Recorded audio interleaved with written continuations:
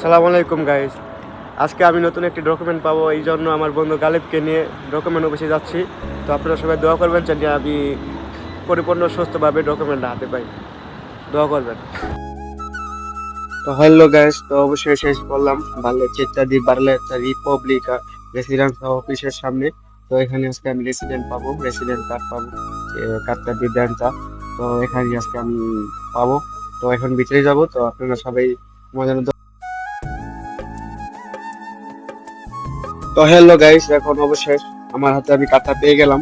তো বেশি দেরি লাগে নাই, ভিতরে খুব মানুষ ছিল, তারপরেও আমার কাজটা আগে করে দিছি কারণ আমি অনেকদিন করেছি এটা নিয়ে। তো দেখে আমাকে অফিসারে দেখে আমাকে চিনে গেছে, এই কারণে তো আমাকে ডাক দিয়ে দিয়ে দিল।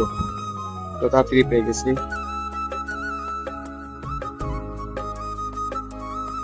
তো এখন আপনারা একটু ওয়েট করেন, আমি এটাকে খুলে পুরোপুরি দেখাবো। আপনারা একটু পুরোপুরি ভিডিওটা দেখবেন, আপনাদের কাছে অনুরোধ। কিছু শেখারও আছে, কিছু জানারও আছে।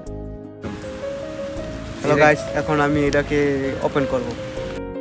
তো আপনারা দেখতেই পাচ্ছেন যে আমার মুখে অনেক হাসি, কারণ কি লেগে এটা আমি 2 বছর করার পরে পেয়েছি। এটার কারণে আমার ব্যাংক কার্ড নাই, আমি কিছু করতে পারতেছি না, রেসিডেন্টের মেয়াদ শেষ, আমার সৌজন্যের মেয়াদ শেষ।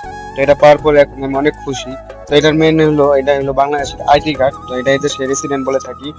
তো আমার পুরোপুরি ভিডিওটার কারণ ছিল যে এটাকে আমি কিভাবে করি আপনাদের সবাইকে দেখাবো।